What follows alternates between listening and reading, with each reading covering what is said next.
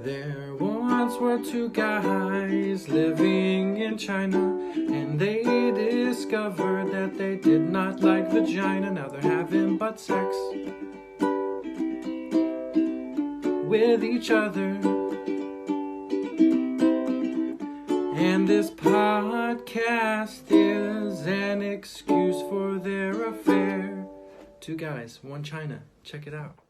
Hello, everyone. Welcome to another episode of Two Guys, One China. Today will be a fun episode. We have a special guest alongside with Ollie. Hold the line. Buy GME on the dip. Apes together strong. And hey, everyone, I'm Dan. Back again. Okay, so our guest tonight, we're going to let him introduce himself. So have at it. Hello, everyone. I'm Shubham Joshi. 20 years old, from India, Mumbai. So we should say that he's an interesting guest today because he's pretty much lived in China for most of his life. So we thought we'd bring him on so he could talk about growing up in China, being a foreigner, growing up in China. So when did you move here? I moved here in 2004. I immigrated with my parents. So how old would you have been? 4. 4 years old. Yeah. Okay. So you moved here at 4 years old from Mumbai. Yes. What did your parents do at Mumbai? Did they do the same thing in Shenzhen? Yes, we actually moved our family business as a logistic company. We moved it from Mumbai to Shenzhen. We wanted to expand it. So did you go to kindergarten here then? No, I went kindergarten in Dubai. Oh, nice. Yeah. Oh, wait. So your parents moved here, and then when you were a kid, you moved over. They moved you to Dubai to do kindergarten. Yeah, we were in... So you're rich? I'm okay. I said middle class because we went Dubai and from India, and then we went back to India, and then my dad was here for like a year, and then we moved to China. So did you go to, where'd you go to primary school and high school? Primary school and high school was here, and middle school, yeah. So did you go to an international school or public Chinese school? I went international all the way, I think. So how many foreigners were in the international school then? A lot, man. I actually went to, I actually tried public school in primary, starting of primary, and then that public school like it was like split between two, like Chinese and Indian, because a lot of Indian people were there at that time. And I remember like singing the Indian national anthem in the morning, and they do that, you know. It was In like China? It was like an actual school. In China? Yeah. So and then they many. moved that over to like a bilingual school later on, and then from that school, I transferred over high school to an international school. Where at in Shenzhen? What do you mean? Which district? Whereabouts in Shenzhen? The high school? Yeah. The Sheko. Sheko. Yeah. Which one? QSI. QSI. Oh, QSI It's is... near my school. Yeah, we live close to USI. If you're listening, you don't know shit about Shenzhen. The Quality Schools International. So how many languages do you speak? So how good's your Chinese? I mean, if we're counting out dialects, then it's just 3. But if we count in dialects, it's 6. Holy shit. Okay, Yeah. so what languages do you speak? Speak Hindi, English, Chinese, and then the state language, which Mumbai is in, is Maharashtra. So you speak Marathi. And then my family, like, we're not originally from Mumbai. Our family like immigrated to Mumbai from like a village desert in Gujarat called Kutch, and it's bordering Pakistan. And so the village language is Kutchi. I speak that, and the last one is what's the last one? I think that's enough, no? Yeah. If you had to rank your languages from best to worst, what are they? I think best would be English. Okay. Yeah. I'd say it's pretty good. So... Because I did, you guys know IB? Yes. I did IB Literature Higher Level. Okay, but let me ask you this. Like, when your father's at work, is he speaking English? No, we speak Kutchi, like the village language. Okay, because you do a lot of work back and forth from India, right? Yeah. And Okay. so, like, we communicate. It's the fastest way to communicate. Right, that's understandable. But your So dad good. speaks English? Yeah, he speaks good? English. Yeah, he I speaks mean, good. most people from India speak Mm-hmm. pretty good English. So it goes English. Then what's next? Your what's it called? And then it's after English, it's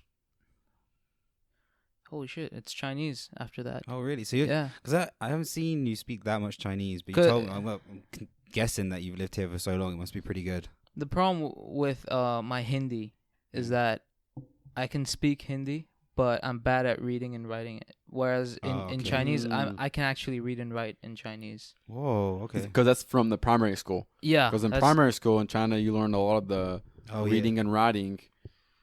I think I'm not up to date on how they completely teach the Mandarin in China, but I would imagine in primary school they probably go with teaching the pinyin, then learning how to Concept, write. yeah. Because you learn how to write, you learn how to read because of the strokes and stuff, right? Right. And so, I mean, at the start, it's all pinging, and then slowly you get into the strokes and all that.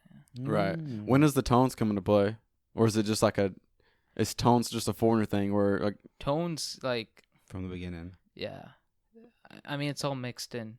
Okay. Because you're a foreigner, and you know, a lot of times you think you've got the tone right, and then it happens with me too, man. Like, you get into a taxi and you say you want to get to like Shoko, and they be like, "Oh, you sure Shoko?" right. It's almost the exact same thing. 哇呀到蛇狗 But they see your face and you're like, "There's no way this idiot's got it right." Yeah. if you're like an English speaker from the UK, United States, or even if you're Russian, Yeah. when someone says like, "Oh, there's dialects," it might sound confusing, but in India and in China, so let's say you live in Shenzhen, but your family is from, let's say Sichuan, Yeah. then you grow up, your parents talking to you in Sichuanese, Yeah. but you go to school and you learn Mandarin, and they can speak Mandarin too. But if you live in South China, Guangzhou, Shenzhen, 'Cause they all you use the same characters, right? So the Chinese language, like the characters are all the same. So if someone from Yes. who can speak Cantonese and someone speaks Chinese, if they both read the newspaper, they can both read the same thing. well, right? I think it's complicated because, like for instance, Hong Kong they speak Cantonese, but they read traditional. In Taiwan, they speak Mandarin, but they read traditional. So Mandarin usually reads simplified.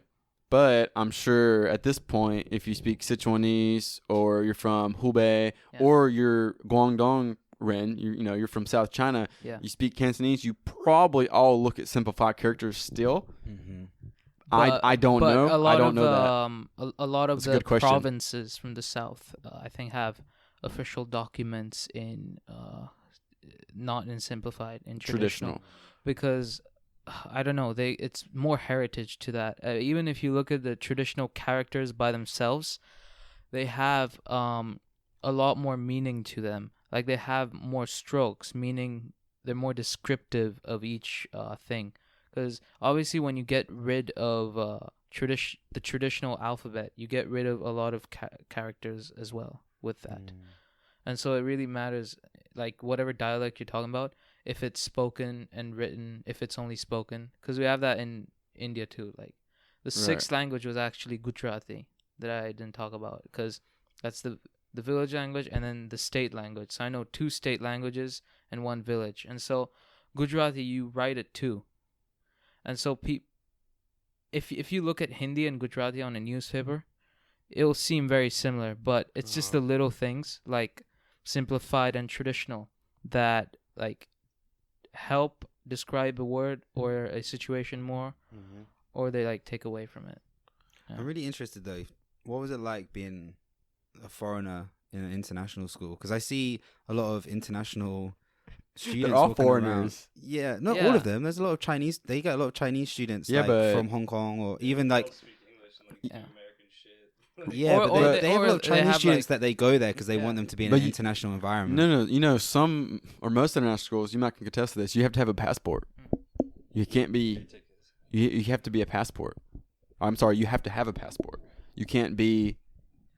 Is that right or wrong? 'Cause somebody like argue with me about this. It's not entirely correct, but like the one thing is the true foreigners at international schools are like the kids that went to public school first. You could probably attest to this. Mhm. Kids that went to public school first up until they were like freshmen, and then they get into international school.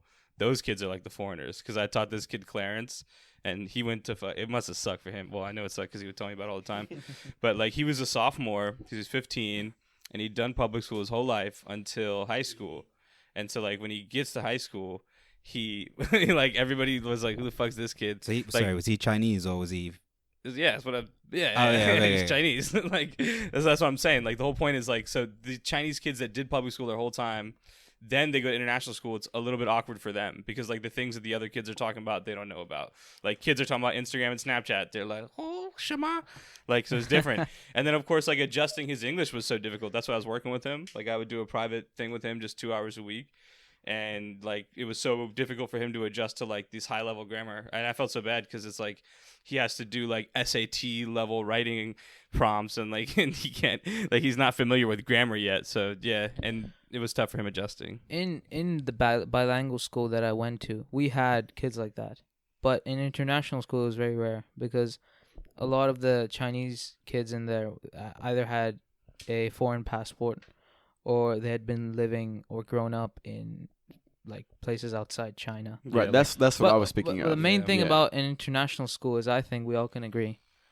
You got the money, you're welcome.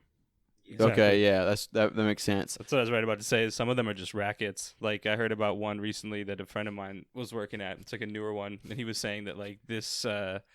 He was telling me about this kid that like didn't know the alphabet, but they were trying to put him in 3rd grade in an international school where they only speak English. So 3rd grade's like 9-year-olds, right? Yeah, well, I think 8 or 9, 8 or but 9? the kid didn't know the alphabet.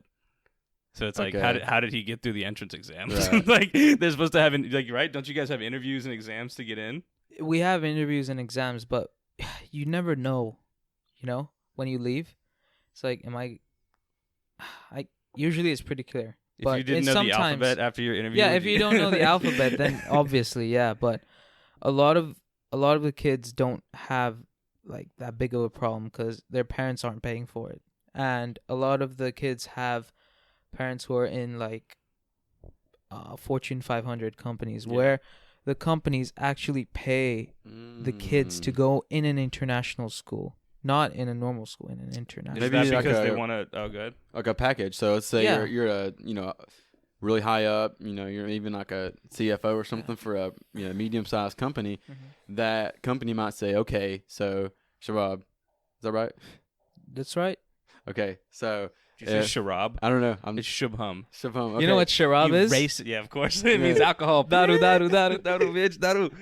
with the mic in front of me, I It's fine, made it's me fine. mess up. So it's like that company might that company might say, "Hey, we're going to move you to Shenzhen, but I know you actually don't want to because no one wants to move. We'll give you a package, a care package. We'll send your kids to school for free. Incentives. Incentives, yeah. Well, I was gonna ask if like another incentive might be that they would then offer that kid an internship to like work at that company later on. Is that like a potential? I haven't gotten that deep yet. Yeah. But you go to these international like schools, you see a lot of Korean kids. Yeah. That's where it's from. Or Korean Your parents are in top companies like Foxconn. It's interesting you say that because, like, even back when I went to school, there were a lot of Korean and Chinese kids, and the Korean kids, it was unusual that like for a country that was so much smaller than China, almost the same number of kids, like, and they were all just like their families were so rich. Mhm. Like, I think I've told the story on the podcast before of like one of my friends that I knew he had money in high school, but then Yeah. when I met him again in college, he picked me up in like a green fucking Lamborghini, and I was like, what? And a lot of these international schools have like policies where if you're a student and your mother or father is a teacher, you don't have to pay. It's like heavily discounted, right? Yes. Yeah. And my parents didn't have all that. They actually paid for it. 'cause They just had they- money and gave me a comfortable life. Yeah, but I really tell them I don't like bitch about it, but I'm like, damn, I don't know if it was worth it, Actually, one thing you said to me that was pretty interesting was I think like around the time I met you, you were saying like you opted to stay here. Like, wasn't there a situation where like you Yeah. could have gone to either America or somewhere else, but you Australia? opted to Yeah. but you opted to stay here to like help your dad out or like help the family? Yeah, cause family business, right? And my main thing is that I went to this international school, and it wasn't like we didn't have this opportunity where the company paid for everything. It was like just us, and you know, it like he was still like middle class. Like he was still like, it wasn't easy as a lot of other kids. I think compared to them, we didn't have it as easy because my dad really wanted me to like educate myself really well, and I did. I tried really hard in international school, but still, you know, I was always like wondering, to get a scholarship, you need to study like super extra hard, and I've never been good at testing, you know, because I'll learn a lot of new shit, but remembering it for a test and answering the question in the right way, getting me the most points and all that, I was really bad at that. I have a question. We can all tone in on this. Yeah. What's the cost of an international school? I was right about to say, because I saw you pull it up, about Go- 30K USD. 30K. Okay. On average. I was gonna translate about 30K USD if you're listening, because like in the United States, Australia, UK, Is we that usually for a year or semester? A year. we usually just we can go to public schools. How much Pretty RMB good. is that? But It's like 240,000 RMB, right?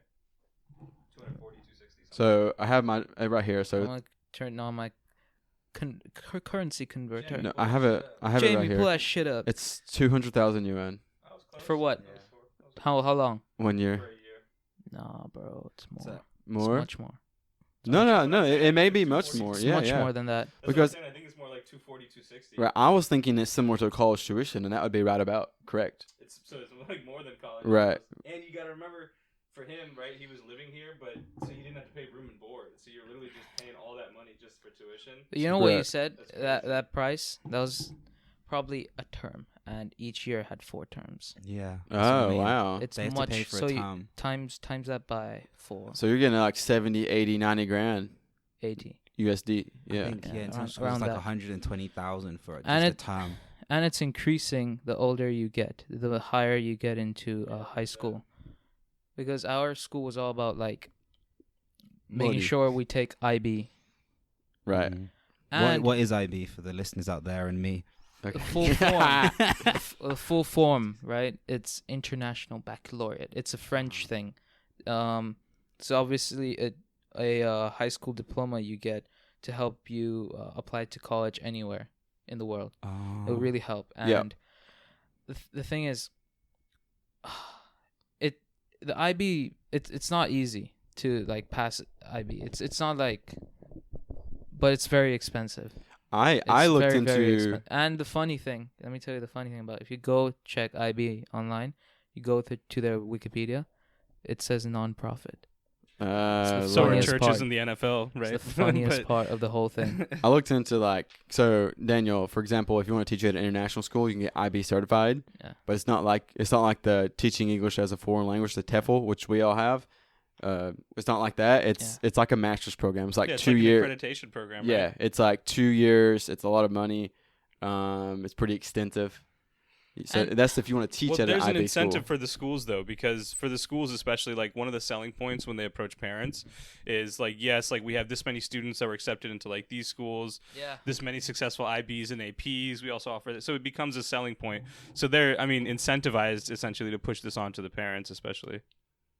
And in terms of I see 1 or 2 of you are teachers here, and teachers have to get some sort of certification. That's but- what I was talking about. The IB Yeah. certificate. Yeah. Yeah. But that's like IB certificate for the students is different versus the teachers. You know? Yeah. And the thing is, I don't know how tough it is for teachers to get it. The school will oftentimes sponsor it the same way that they Yeah. would sponsor some training centers I've heard now will sponsor a teaching degree, which financially for them doesn't make any sense, but who am I to judge? But like anyways, like some schools will sponsor that. There's a lot of actually there was this job that I was talking to the other day where they were like, we offer many trainings for free. And it was some like it was like a high school, but it was like they would sponsor the teaching degree, and then I think also IB, and there was another one. But anyways, yeah, like schools will offer this as like a package program when you're working for them as well sometimes.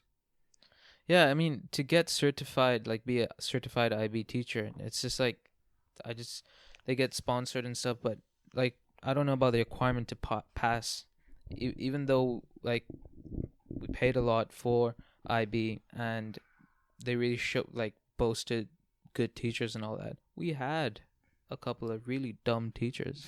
I was gonna ask you about more like school life. So obviously you were going to school with loads of rich people. Like, were like there any like dicks that were like showing off money, being like, "Oh, my dad's wealthier than your dad"? Was there any of that at school? Look at my scooter. Yeah. Like, because in Shenzhen you see so many Ferraris, and I'm guessing all of these students that go there, their parents are rich with nice cars. Like, were there any like flashy kids? They're not fashy in a douchey sense. Like you know what? To get a normal computer, I guess everyone's rich there, right? So there's no like, I'm richer than you. It's like, well, we're all rich. I mean, there was no competition per se, but everyone had like Mercedes. Not everyone had Mercedes, but like it's not a surprise to see someone. Nobody had a Honda Accord, right? Like, I mean, the thing about we had a Suzuki. Okay, for sure. Well, I was gonna say like when you were talking We still have a Suzuki. when you're talking about like light flexes or like I reminded me of something like an accidental flex. Like, you ever had where one of your friends when you were a kid is like, "Yeah, come to my pool party this Thursday." You're like, "Sure," and they live in like a fucking mansion or some shit, and you're just like, "You have a fucking yes." You go to I remember one time my friend took me to his now ex-girlfriend's house, and they had like a 7-car garage, like just any expensive car you can imagine. They took us to their pool house. Like, "Yeah, you guys can sleep here tonight." I'm looking around. I was like, "Their pool house is bigger than my goddamn house." Like, what the fuck? It's very hard, like for the parents to like balance the kids, because I mean, no one's like, the kids aren't really like innate in them to like be super show offy, but some kids you can see they can't help it in a way, because like their parents have just like put so much of their resources on them. Another thing is being in China. So in China, it's a little bit different from like LA. So I don't live in LA, but Ollie can attest to this. So you have like Beverly Hills, right? Yeah. So all the rich people live there. Yeah. So in China, you have like all the rich people that live in like an apartment complex, and there might be like quite lesser income, like a street down. I was actually gonna say something about this next, because it's like this is a good example. Say you live in a big building, it's nice, and you live with your girl and you pay a lot of money, right? And your neighbors have, one of the people in my building actually has a Tesla. Like, you can tell that some of your neighbors have money. Mm-hmm. Then you're walking to the elevator one time and you see 5 people, all like 20 years old, come out of one bedroom. So it's like, to say that, so to afford the same rent, they have to have like 6 roommates or whatever. So in the same building, there'll be these like millionaires that live next to just like, the everyday proletariat working class person. Right. And it's interesting because, especially if you have kids, that, I mean, maybe it's a good thing where they can see like, oh, this is how most people live. Like, I'm maybe a little bit different. Like, my friends at school, a little bit different. Right. But also it turns. And yes, LA is like that. Sorry. It turns flexes different. So in LA, I live in Beverly Hills, I drive this car. But here it's like, oh, we live in the same apartment complex, so I have to buy a nice car and wear nice clothes. That's true. I have to differentiate myself somehow. Right. And you could probably say that the Chinese culture is kind of focused on money as well. Like, wealth is a massive thing here. King's quote, I think he said, "There's nothing more in life to pursue than being wealthy," or like being wealthy is the utmost pursuit. I think was his quote. Don't need to talk about him too much. But like, New Year's coming, Chinese New Year, and so, 恭喜发财. You know what that means? Everyone knows what that means, right? That famous comedian did the stand-up, right? Exactly. Hope you get rich. And so like, the kids I went to, some of them were really well financially informed. I talked to them like, "Dude, I heard your dad is like this big CEO guy," and he's like, "Yeah, he's rich. I'm not rich." I'm like, damn, nice. Because in my family, like, we didn't come from much. My dad was working like self-made man. Self-made man. 3 jobs at the same time, and then now we're here. And so, all right, Drake. Yeah, all right. No, and now he's here. Yeah, he's here. Yeah, because he made it. And like, they always teach me to like try as much as you can to stay humble. Because having resources is okay, but I'd say you're pretty humble as a person as well. Yeah, and knowing the value of the resources is a thing in itself.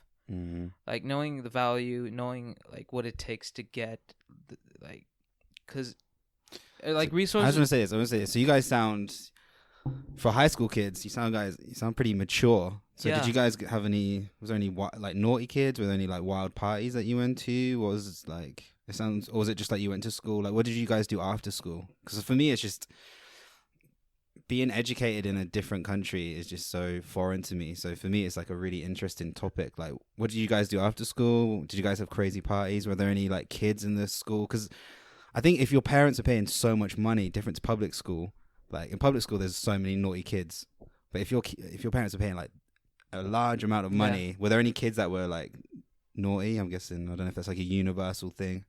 The thing with our batch is that our batch was huge. It was the biggest class to graduate QSI for that year.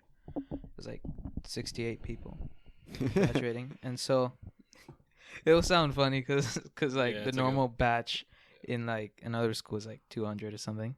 Right. And so, I wasn't super outgoing, man, and I went to a couple of parties, and they were all right. They were pretty moderate, but then there would always be like one guy.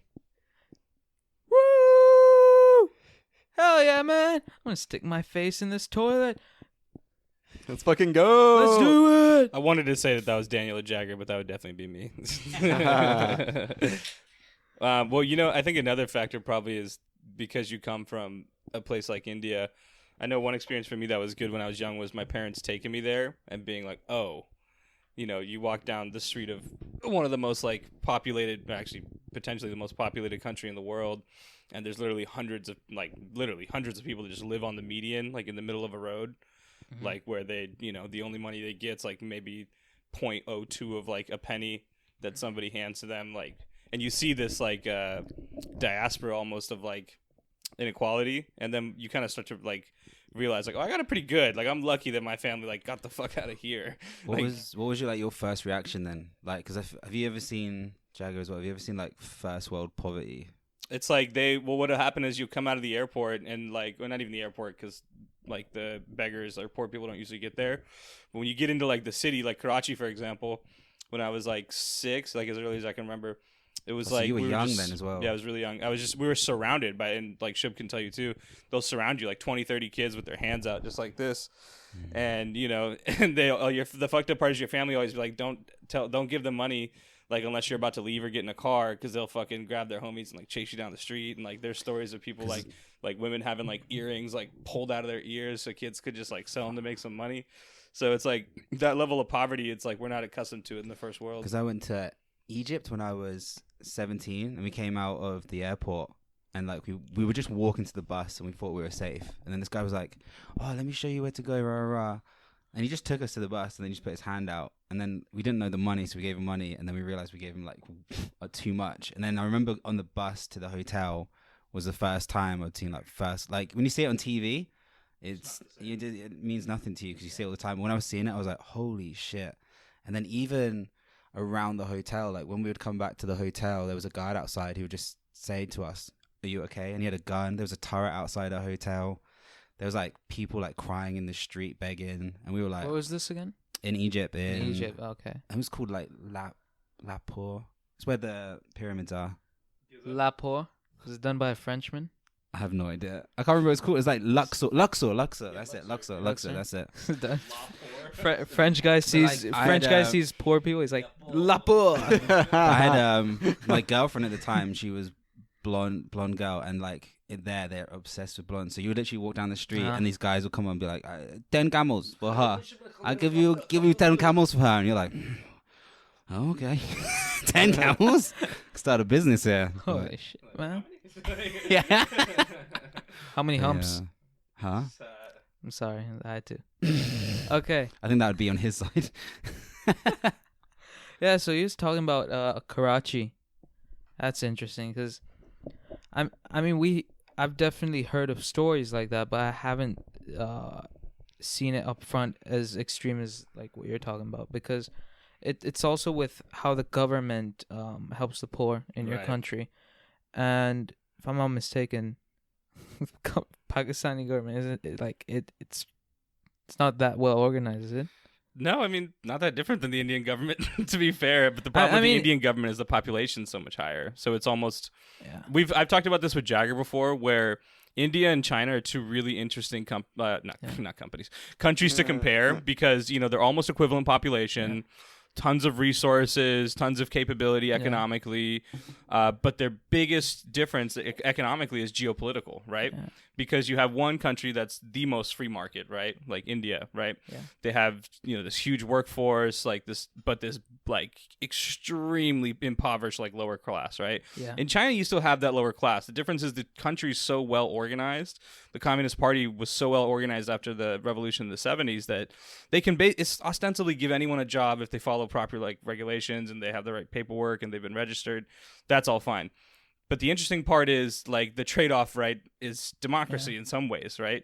And I mean, I'm not even like picking a side. I'm just saying it's an interesting conversation to have of like, which would you prefer, right? Because on one hand, you can say like, well, these people have like economic and personal and religious freedoms to an extent, right, in India. Yeah. But meanwhile, the chances of you being a homeless beggar for the rest of your life are a lot higher in a country like India versus China, right? Well, we don't know because we don't have the stats of China, do we?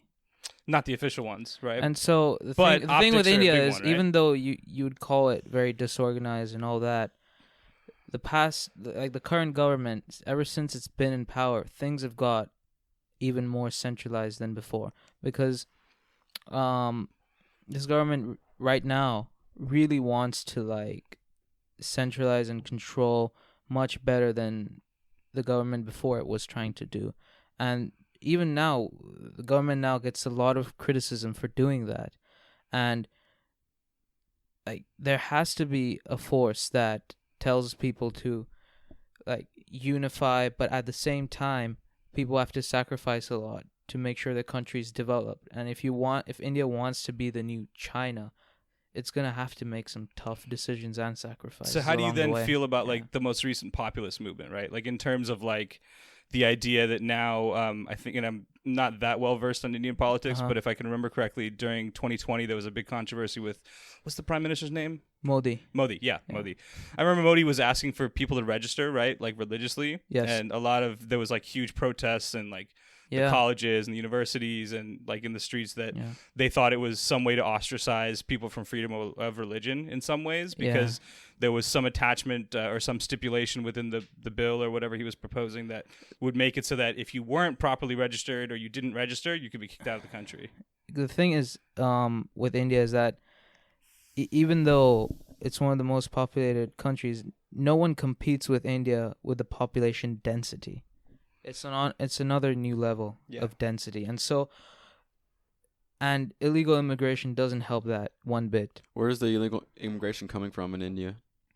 Well, namely Bangladesh, Afghanistan, Pakistan, all those what countries. Would be like if you had to put like a per capita estimate, or not even a per capita, but just like a general estimate, like in numbers, like how much like of an issue is illegal immigration in India? It's hard to tell. That's why it's called illegal. And so, good.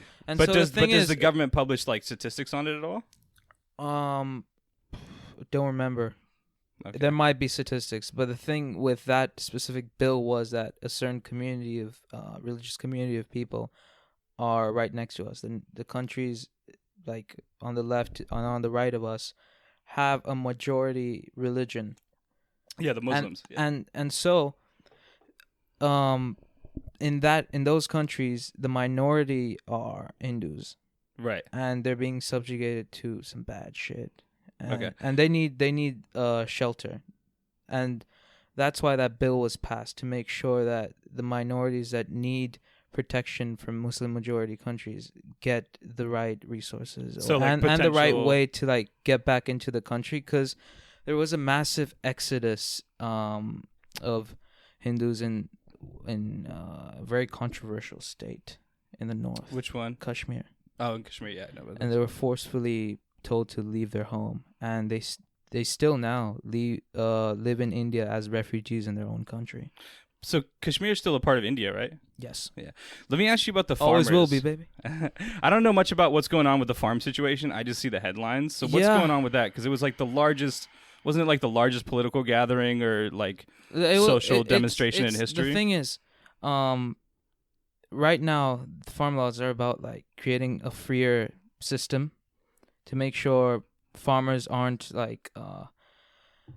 subject to these trade facilities that we call mandis, and so they have to go there and they have to travel. It takes a lot of resources for some farmers in specific states. I just want to make sure I understand. So so these facilities are like where they drop off their produce. It's where they trade their produce. Okay, got you. And they get the right price for it. And the thing is, a lot of misinformation has been spread about this whole thing, and they say all farmers are against it, but when you look at the numbers, it's really a minority of farmers.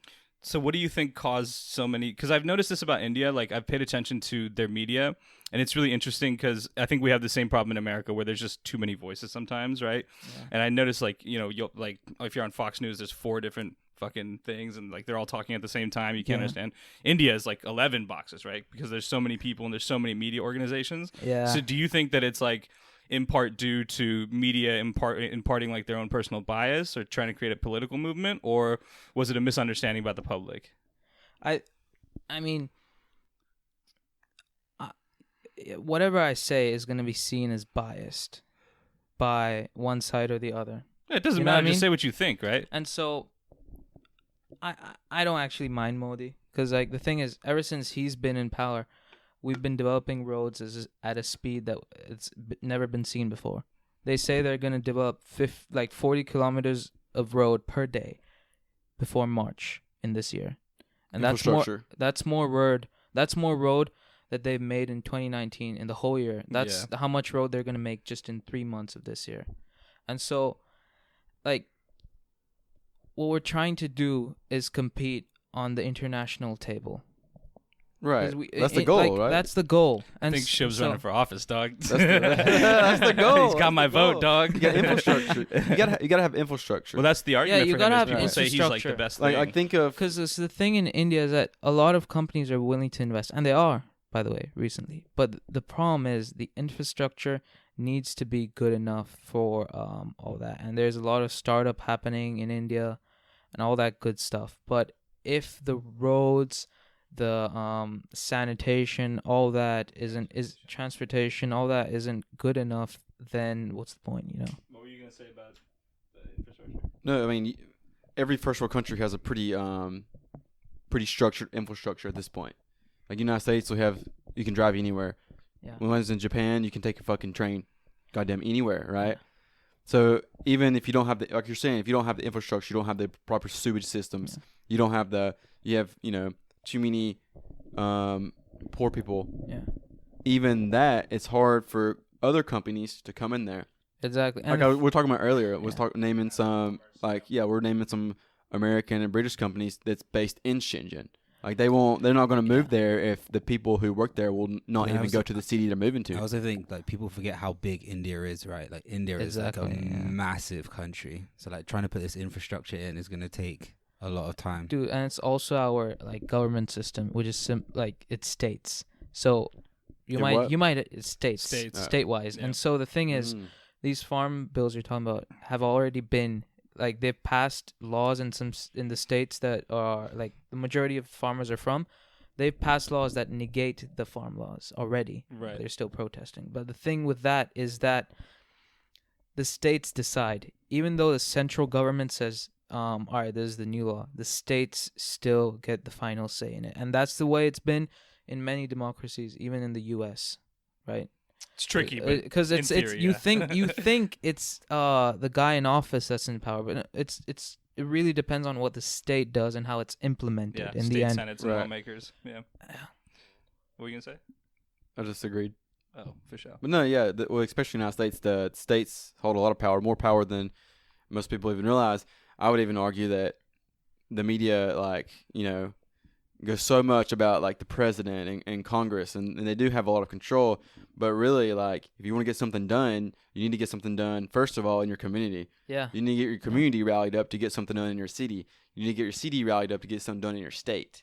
Yeah. If you want better roads in your state, you can't blame Trump. He really doesn't have control over the infrastructure for say like Alabama, where I'm from.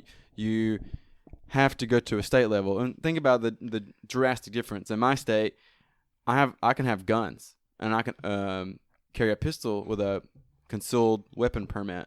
And for example, Oregon, you can't have a certain amount of guns like you can in Alabama, but you can buy fucking weed in a goddamn grocery store. Yeah.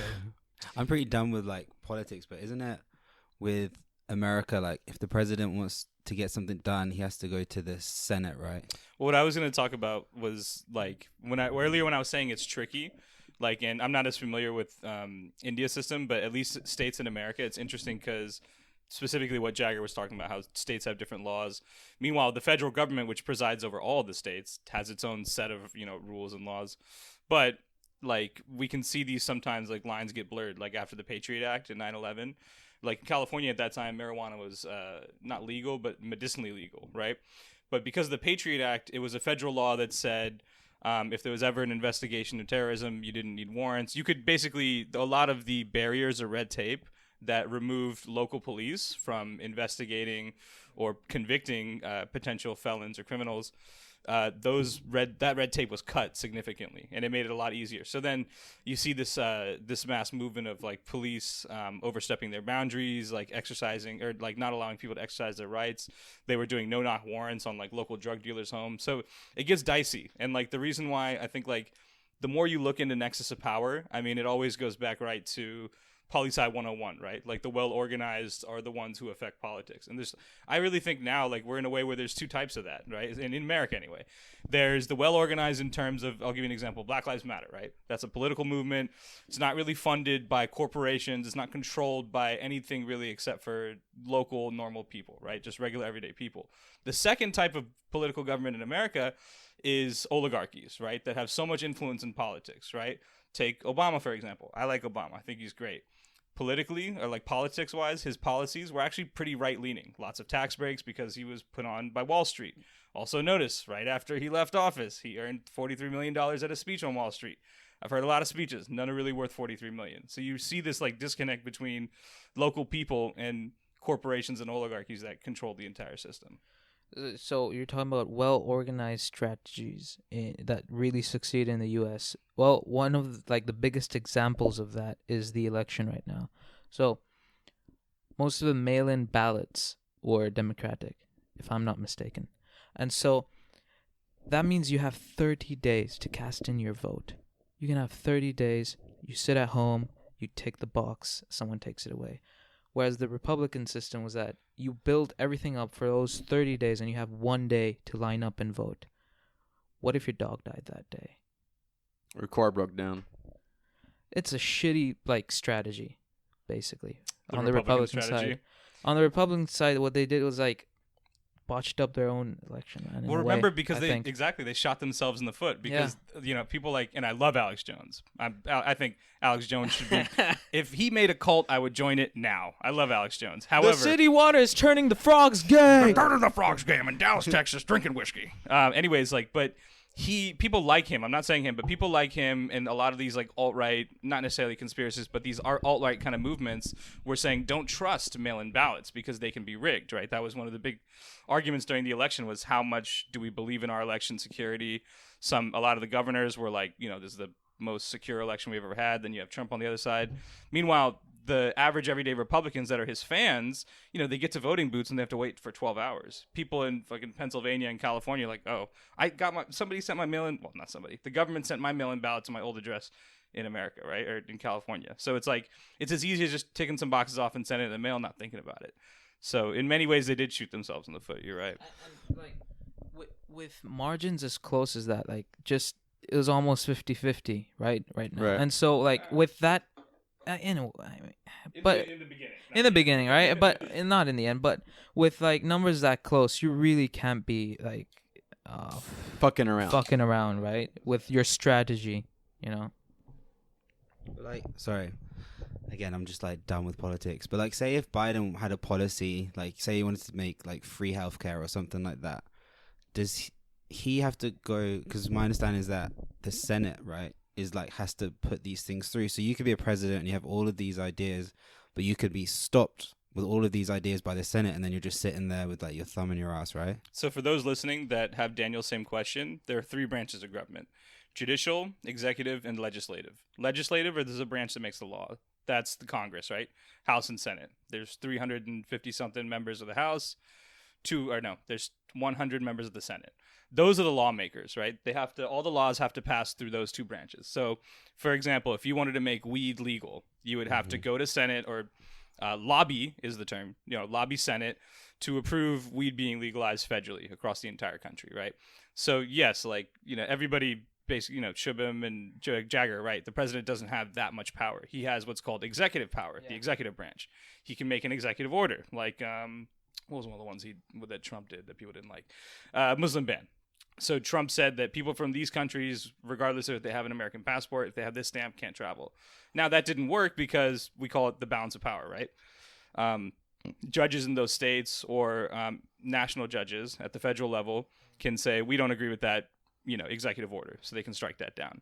So you can see that even if the president really wants something to happen, the people or courts still have the opportunity to reject that. The people with the most power is Senate, and they're typically bought out by, corporations or whatever else. What were the 2 other ones of power? Sorry, so you said... so there's judicial, legislative, and executive.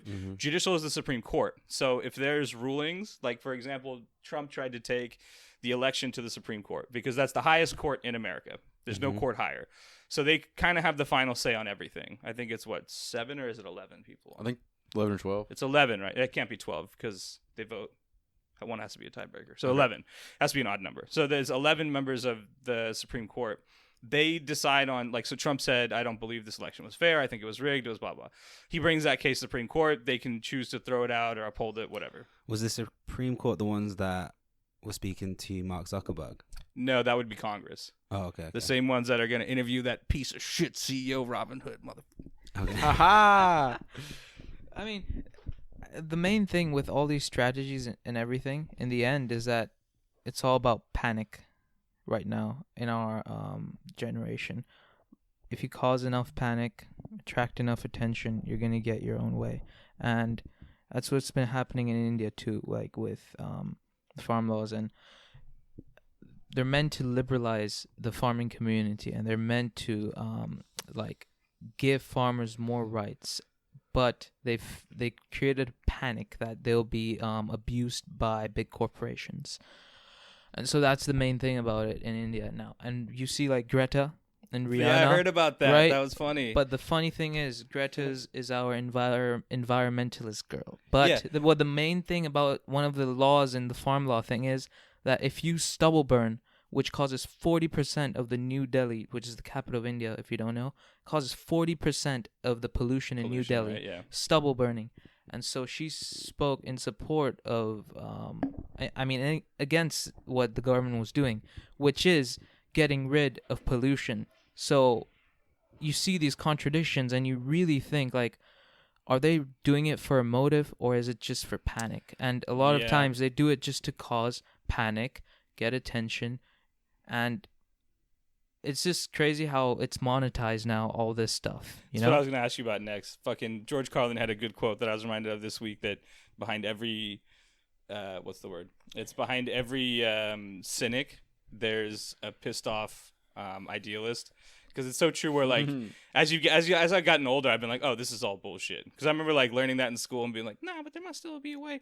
And I've recently just, kind of become inundated with this idea that, average people don't necessarily have control over certain things. I think, private interests do. So when it comes to somebody like Greta, I thought it was highly unusual that she was chosen as, the UN spokesperson. I know that younger voices are oftentimes more respected.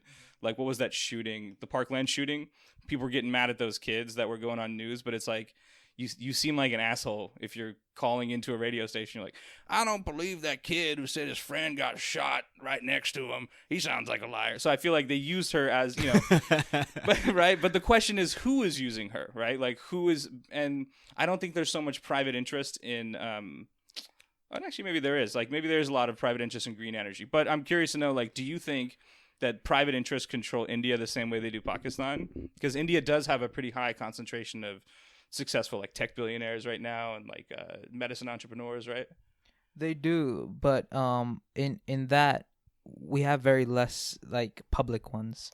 You know, the main guy right now for Reliance, it's a IT company. Right. You know, they provide SIM cards. Oh, they do So they do telecommunications. telecommunication. Oh, I see. Very good. They're the biggest in India, and you know they've become more big. They're more infrastructure now, and energies, oil, renewable energies. I don't know, man. Like they get bigger and bigger. So But the thing is, a lot of people might complain about them, but at the same time, they're giving a lot of jobs to the economy, and they're helping out a Right. lot. But Sacrifices, like you said earlier. Yeah. yeah. You gotta do what you gotta do. Big companies, big profits, big costs too, you know? That's how it's like if you want to like understand the situation, that's how I've seen it so far. You have to see every side of it to You know, truly personally, understand it. What I do is like I'll go to like the back of my like Bank of America card and I'll call that like hotline and it's like usually it's some woman from the Philippines, but I'll hang up until some guy's like, "Hello, my name is Jonathan," and I'll be like, "What do you consider the highest implications of the geopolitical impacts of economy right now?" And he'll be like, "Sir, I am Jonathan. I am not from India." Yeah. Anyways, I'm just fucking around, but I just wish people would like Indians would stop working so much in what do you call? media. No. In those Phone centers. phone centers, you know, because it Call reduces centers. it reduces us down to like service people, and I really want like my country to take more charge in the like global scene, like to be So more like dominant. Do you have many friends in India, like close friends? Or were you too young when you left? Recently, yeah. What Because do they do there? they study. Yeah. Oh, student. Yeah. Because I'm 20. Yeah. and like, yeah, and it's weird. I've always been around people older than me. Like us. I like you guys. Yeah. I have friends the same age as me, but they don't end up doing podcasts with me Yeah. like you guys. So I appreciate you guys too, you know. That's cool. I think let's have a little break and let's go into the next segment, which is the question of the week. It's time of the question. Sorry. It's time for the question of the week. It's time for the question of the week. So this question of the week comes from our first fan that DM'd me on Instagram. His name's Ivan from Mexico. So hey, Woo! Ivan, woo, woo, Mexico. Mexico City, man. So his question that he said was, I'd like to know what other jobs can foreigners get in China apart from teaching. I kind of think we kind of covered it a little bit earlier, but what other jobs can they get here? Did we cover that earlier?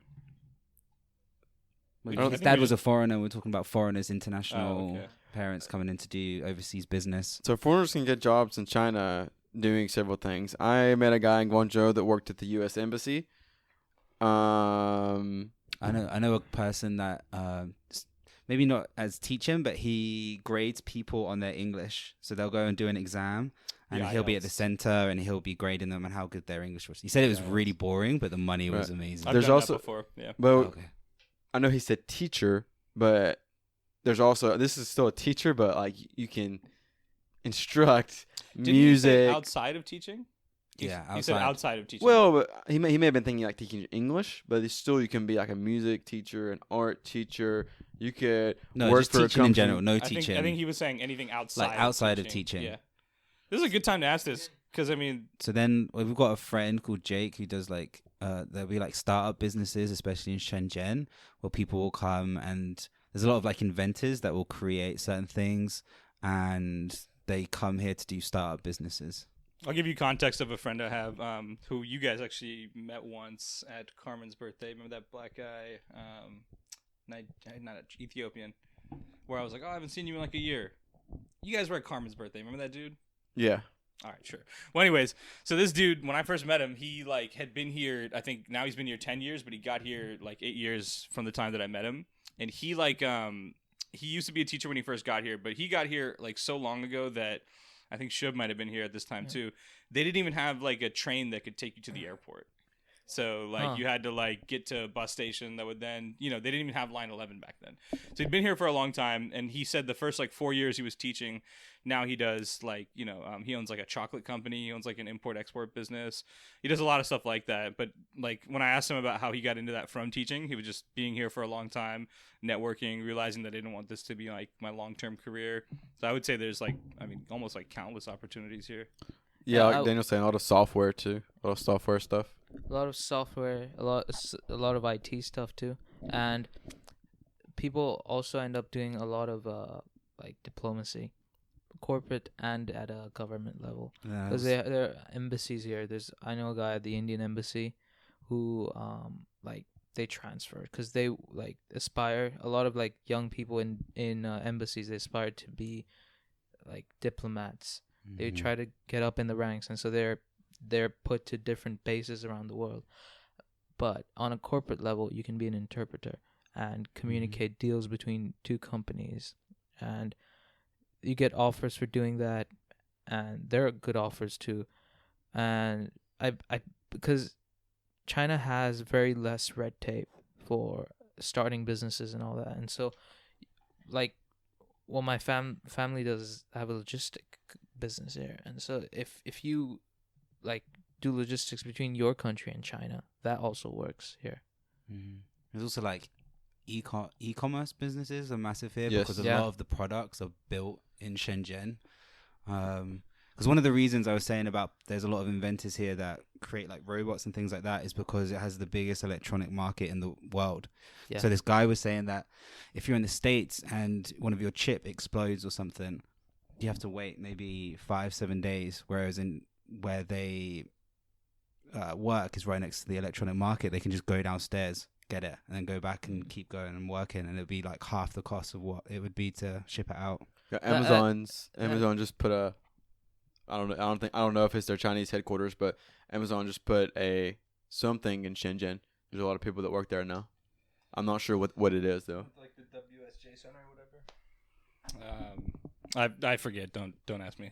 I forgot what it was. I read about it though. Yeah, and as you were talking about easily replacing defaulted products here, that's good, but that comes at a risk too, because over here there's the quality checks are much different than they would be outside of China. Yeah, aren't they? And so you can replace the product, but what's the guarantee that the same thing's gonna happen again? I mean, even if the same thing happens again, how many times are you going to go replacing it? And so they seem pretty happy. It was the documentary that I sent you, Ali. Like it was this guy, and he was like, "Yeah, they're pretty. They're the okay." standards are increasing every day here to like quality control, and it's all increasing every day. They have specific like departments in many factories just for quality control nowadays, and that's really a good thing for anyone. But at the same time, that means cost of labor goes up again. And so we know a Korean guy who works in a factory here, we know a German guy who works in a factory here, and we know a Japanese guy who says a lot of other Japanese people work in factories here. So those people who have engineering backgrounds or quality control backgrounds or managing running more efficient factories, those people are all hired from Chinese companies to come help their factories out. And that could be building anything. That's just an example. One big thing also that you might hear about internationally now is China's become very prominent in poaching talent. So I was speaking to a Japanese guy at a restaurant the other day, and he's a little bit older, and he was talking about, I was trying to compliment him on, he used to work for Samsung, and I was saying, oh, that must have been so great. He works for Huawei now. And I was saying, like, well, it's interesting, right? Because you would consider, like, the political implications of, telling your family, like, oh, I'm going to move to China if you're Japanese. But he's been here rather for like 5-6 years now, saying like, why would you want to come, from Samsung, such a like renowned company in your own home country, to here? And he's like, well, they're just poaching. They just offer more money. They have a good eye for talent, and they'll now hire a lot of the best engineers from other countries and companies to try to improve the quality in R&D here. So, my best advice to someone who's looking into having a career outside of teaching here, you can always have teaching as a backup, but look at your skill set maybe evaluate your network a little bit, see what you're interested in, and then try to cross-apply that to an industry you think you can break into here. And you can also, if you're interested in open up a business here, you can open up a restaurant or a bar or a cafe or something like that. Like we all know people that have done that. I would say it's probably not the most stable thing to do, not even with the current climate, but I think it's probably a hard... Also, if you are any kind of cinematography, cameraman, special effects, specifically cameraman, camera stuff, like they'll pay you a lot of money to come help them out with their movies right now. Mm-hmm. I'm pretty sure I've seen one thing where they had an entire movie, like all the cameramen were all from the United States. It was the first they hired, time that outsourced all of that. Chinese cinema like got higher profit than Hollywood. Doesn't say that domestically they're amazing, but going abroad they're not that good. But because the cinemas were open here, right? Right. I don't think there hasn't been many Chinese movies that's like been international hits. Crouching Tiger, Hidden Dragon's like the only one. Outside of that, only the Hong Kong ones, which I don't think you can really count. I think maybe the biggest one that could have been was Ip Man was pretty big. Right. Ip Man was big. It was big, but like it was big. Streaming. It wasn't really like a blockbuster. Hero. The one there are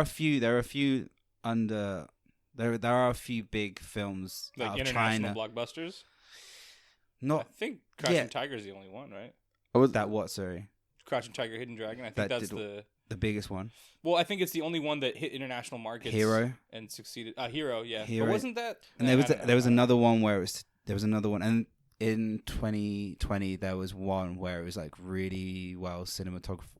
Like the cinematography was really good, but all of the films are based in the past, right? They're always like kung fu movies, yeah, and they can always like fly and shit. I mean, what are they going to talk about now? Just people sitting inside ordering my wine and shit. Yeah. A good one. Oh well, another thing. One of my buddies, Kez, who you guys have met, he was doing, I think, like, I don't know if he was in software or something else, but I know he was in IT in some capacity.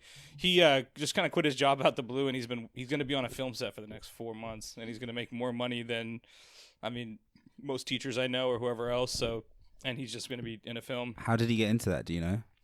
Just through connections through one of our boxing buddies who was looking for somebody. They connected him to this Chinese company. They pay pretty decent. And he's going to be a villain. They really like to use foreigners as villains. Because I think I remember correctly, he said he was going to be a prison guard. That was a different gig. Okay. Yeah, that one fell through. But this one, because I mean, I live across from him now, so I was like, I can see your roof from my, my like window. He's like, I'm going to be gone for 4 months. I was like, damn. Where's he going to go? I forget the city. I have to look my messages. Yeah. I had my friend Mason. He sent me an ad for it was recruiting Caucasian males from like 18 to 30, specifically Americans, to play American soldiers in a Korean War movie. So it was about the Korean War when China went from the north to the south. And they were looking for like this special, looking for Americans, and they were paying a pretty good bit. You would live close to the border of North Korea. I got the same ad. And you got it? Yeah, we should have done it. We should have done it. I sent back a screenshot and circled Caucasian. and we should have done it.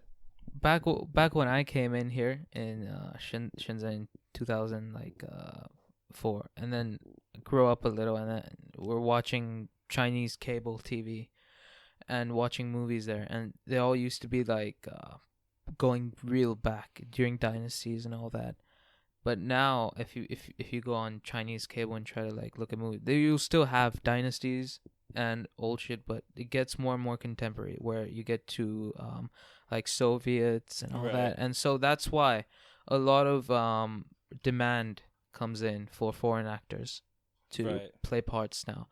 And they're getting more creative with it, and it's even though the restrictions and like what they can say and do in movies, it's not super liberal like they would have in Hollywood, where they can change the narrative to counter to what the government has been. Yeah, is that so? I mean, it's just so random in the U.S. Like, you look at one war film, or even if you take the news, just change your news source and it's like completely different. what history used to be. Yeah, the narratives are interesting. You can't do that here, you know? So talking about films, we were just on the break talking about The Wolf of Wall Street. Ali has put some stock into GameStop. Obviously, that's like a Why you talking about business, dog? Why you put my shit out there, dog? Oh my god, I'm sorry. Yeah, no, I'm in trouble. I invested a little bit. I mean, if you're not a bitch, you hold the line, right? Jagger, can you To the moon. chime in? To the moon, correct? Apes together strong. Hold GME. Buy AMC on the dips. So I've kind of been watching it as just a bystander. I don't know too much about it. So you guys were talking about Robin Hood. What's Robin Hood? Robin Hood's a brokerage. Steals from the rich, keeps it, doesn't give it to anyone. Robin Hood is essentially the brokerage firm that, I mean, they're very clever in their business model. Is that their name? Yes. Yeah, that's the name of the okay. app. And one of the big selling points, or the biggest selling point, was that they would allow, for those of you listening that are familiar with trading or anything, I'll use some terminology that you would know. For those that aren't, I'll just use like a synonym that'll make sense. But essentially, they're the brokerage that they're connected to. The application is connected to a brokerage, and essentially, there was a brokerage called Melvin Capital that had shorted a company called GameStop. Now, a short is when you're betting against a company's success. You're essentially saying, let's say, for example, oh, this stock is at $4. I think that in the next 3 months, it's going to be $2, right? And you make money based on how much you bet on that, right? Now, what happened recently was, and this is a strategy that a lot of hedge funds use, is they overshort a company, right? When you overshort, you're really driving the price down, and in many ways, you're betting that the company is going to go bankrupt. Companies like AMC and GameStop were going to go bankrupt because GameStop was a brick and mortar, right? So did they manipulate it to make it go down even further? It is a strategy, yes. So you get paid basically if the company fails. So they've been using this strategy for a long time. This is no new news. You know, since the 1980s and 70s, they've been shorting companies to try to push them to go bankrupt to profit. Now, a lot of what they're called retail traders, average everyday traders that are not attached to hedge funds, they're not accredited traders.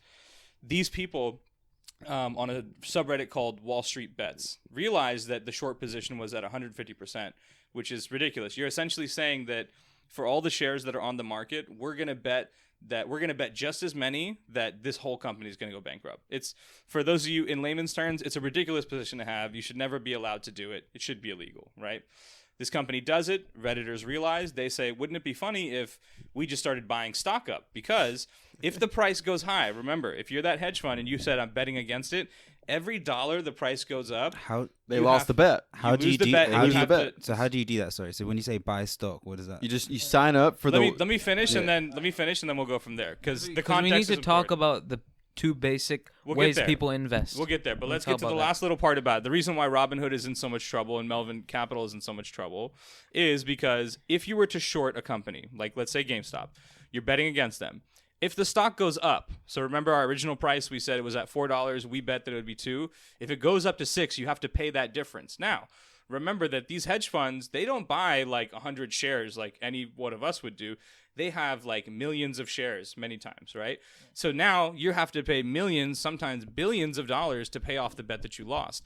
The higher the price goes, the higher the amount you have to pay. It's called a cover. The reason why they got in so much trouble was GameStop went from trading at like $12 to like $300 or $400 in the span of a week. They started having to cover those shorts. They started to have to lose. And then they committed what many of us believe to be some form of market manipulation to reduce the stock price. And it's caused a lot of controversy in the financial world. Okay, so if we boil it down for people who don't know much about investing in stocks, if it's not a diss, don't worry. When you go outside Wall Street, what do you see? Statue of. You see a bull. A bull. So that's one way to invest.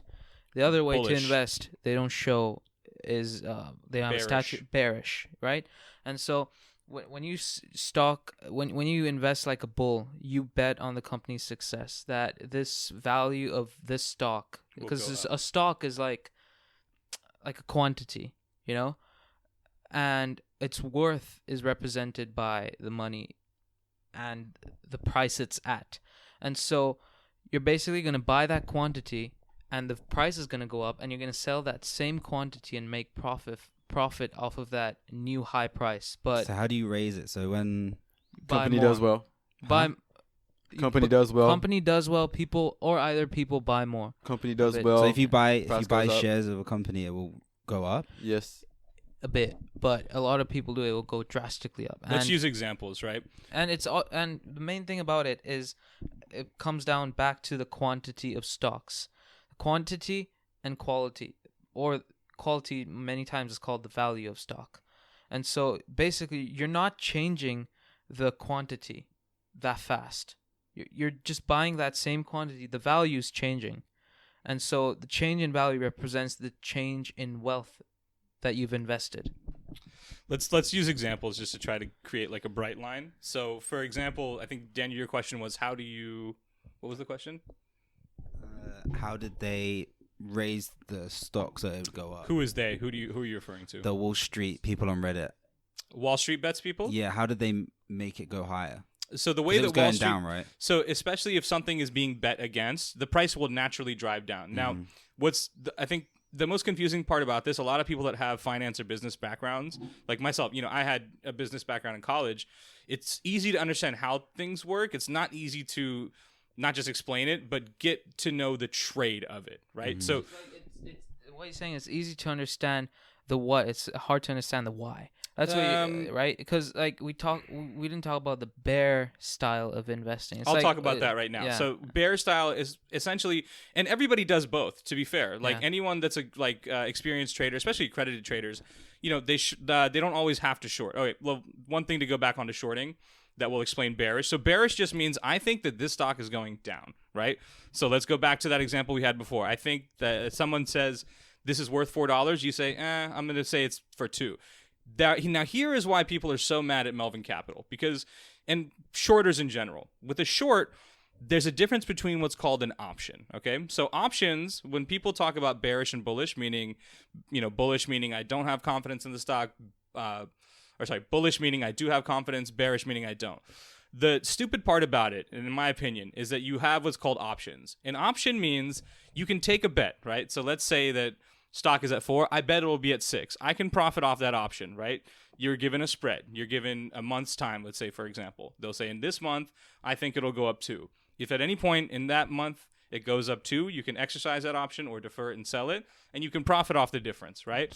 Now, the reason why I refer to options now is because you have a choice. With shorting, you are obligated to cover the bet. Now, remember earlier when I said that if I short a company, that somebody else has to pay, right? So now the difference is in an option you could say, I bet it's gonna, if you were to take a ridiculous option bet, right, and you were to say, I bet it's gonna go down 100, at some point during that time I have a choice to say, okay, I'm stupid, it wasn't going down 100, I'm gonna get my money out now. With a short, you have to pay that cover. So that's why all these Redditors grouped together, because they looked at the market. They said, look, they've taken this stupid position.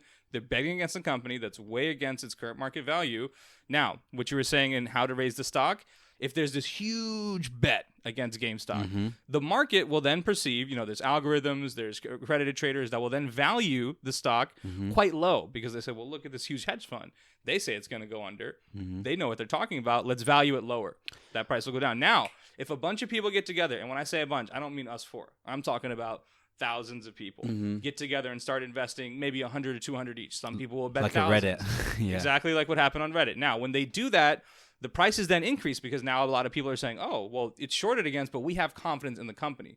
Remember also, the whole reason, not the whole reason, but one of the big reasons people started stocks was that when you buy into the company, they receive those funds. So when you say I have confidence in a company, they can use those funds for a project, right? Okay. That's why Tesla did so well last year, because so many people said Tesla's going to be very successful. A lot of the market didn't like Tesla because they knew they couldn't, a lot of hedge funds knew they couldn't control where that price was going to go. However, the general public said we love it. Tesla's been one of the most successful stocks in this decade. So that's what I was saying when you said like the George Carlin thing about the everyday man doesn't have power. I think this was something in the news maybe that showed that the normal man does have power, right? Because they're trying to put sanctions now on. Well, a part of the reason why people are so mad was in the very first week, that's what everybody believed. And then Robinhood, who was 40% controlled or at least invested by, 40% owned, By GameStop? Not by GameStop. By the company that is shorting Oh, GameStop. yeah. Okay. Let's just say the bad guys. Yeah, I hate yeah. using that term, but sure, the bad guys Cheers. in this situation. So this company and one of their most ingenious things that I hate, but is very smart, that's one of the biggest trading companies, because to average people, they say, hey, you don't have to give us a commission on any trade, which is huge because every other broker on Wall Street will charge you a commission, right? Because they're helping you with the trade. Mm-hmm. They say, we don't charge you commission. Everyone flocks to them. They have probably, if you check the App Store now, like 9 million downloads, even with all this bad stuff going on. Now, what they do on the other end that they don't tell you is they sell your data to other hedge funds, which is worth way more than the commissions are. So everyone's mad at this company because everyone was like, this is going to go one way because they're going to follow the rules. They decided to break the rules for a few days, and now we're in a different situation. Now it's changed the environment a little You're bit. really good at explaining things. Yeah. All right, sorry, I'm talking too much. Someone else talk. I wanted to just simplify short selling, because short selling is the ultimate bear taken to the extreme. Because again, it's coming back to the quantity versus the quality, meaning the value of the stock. So the quantity, at least on an individual level, the quantity of the stock that you've invested hasn't changed. It's just the value. It's gone down. And if you're a smart bear, then you will sell the stock when it's high and then buy it again when it's cheap, so that the difference puts you at a positive. So that's not entirely accurate due to phantom No. shares. So you know how phantom shares work? No. So phantom shares are so if you look into options, and sorry for anyone that's listening for going too in deep, but for those that understand a little bit of what we're talking about, what we talked about with options is you can say the stock's going to go up, it's going to go down. It's a bet, right? What'll happen is a lot of these hedge funds will do what's called a call option or a put option or a short, right? Yeah. When they bet in those options, you're borrowing stock, and this is the hardest thing. It's the most confusing thing to explain. It took me like an hour of Googling to figure it out. Mm-hmm. But when you borrow a stock, let's say that you're a hedge fund and I'm Elon or some shit, right? I want to say that a company's going to do really well. I want a call option. Yeah. I'll say to you, let me borrow some stock. I'm going to sell it on the market. And then when it comes to my strike point or the price point that I want to sell at, then we'll put it back on the market or I'll give it back to you. That creates what's called a phantom stock. That means that there's one extra stock. Originally, I borrowed a stock from you. I gave it to someone else. He gave it to someone else. It's really just one or two stocks that were traded between four hands. But because of the way the market works, and we're not going to get too much into this, that creates a third stock. That's how you reach a position of 150 short.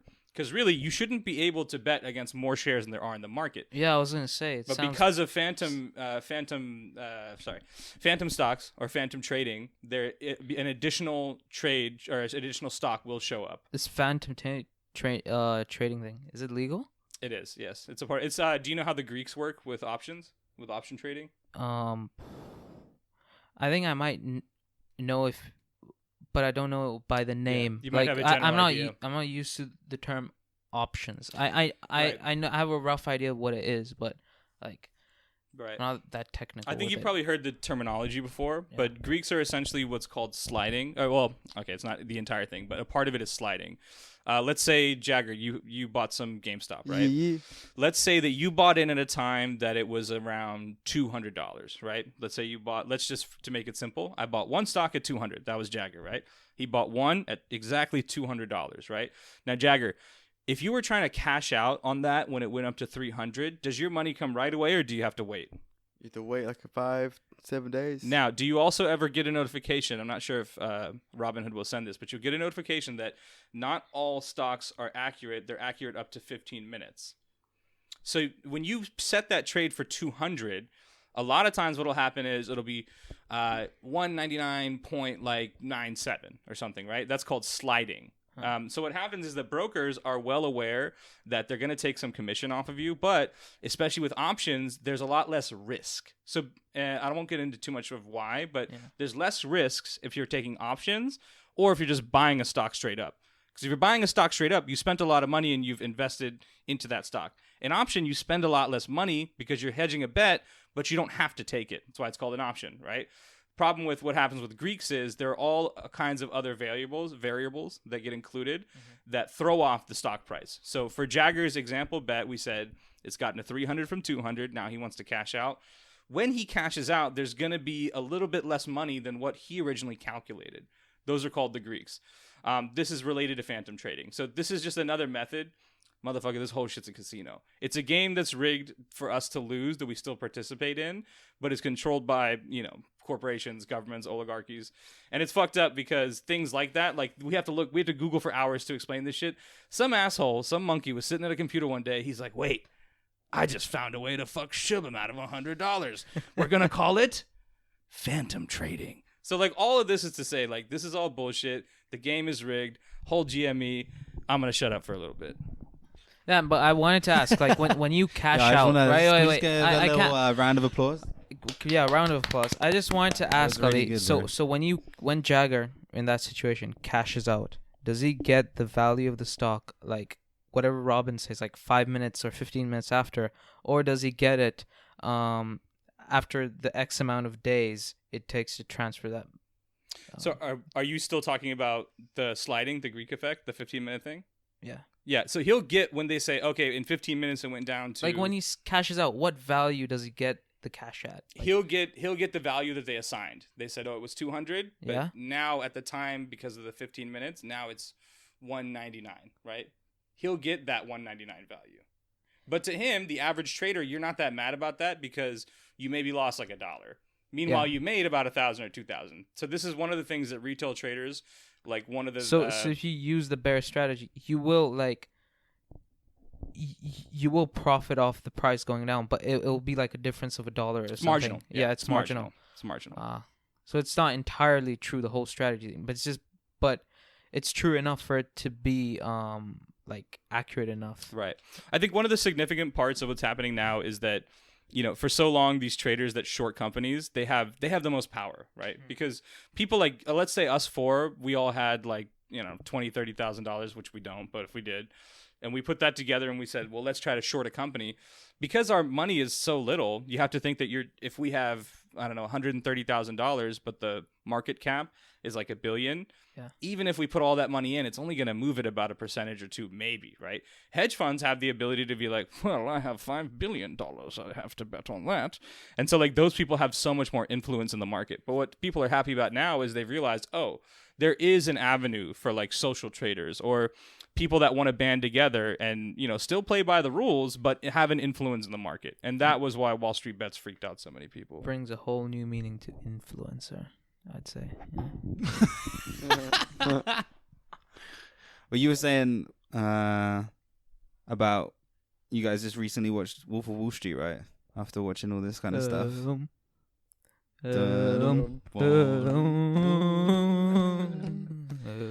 Yeah, it is crazy how... Because a lot of people were complaining, right, about how after everyone lost their houses, what was the financial crisis? That the bank has gotten in trouble. The crash of 29. Yeah, and then these Redditors did this, and now they're trying to like put like laws in place and all these sanctions and things because the normal people. So it's just interesting. Yeah. So Shub, you were talking about how you wanted to be a comedian. Did I? Yeah. No, man. I didn't say that. You said you wanted to. You were interested in stand up. No. I said that stand up sometimes is good to get rid of a lot of things that I'm unclear about. Okay. Because it really is a good type of release of uncertainty. Because you see the world, everyone sees the world differently. Mm-hmm. And it's just the world we live in. We have to talk about it. Mm-hmm. To understand it, and even sometimes even if we talk about it, we won't understand it. And one of the most interesting things I heard through actually a teacher was that we laugh at what our brain thinks is absurd. Mm-hmm. Like we laugh at the absurd because it doesn't like calculate with a normal logical flow of information. So our natural reaction is to because you did stand up, right? Yeah. How was it? I did it once. Yeah, but tell me, how was it? It was okay. It's a scary experience, right?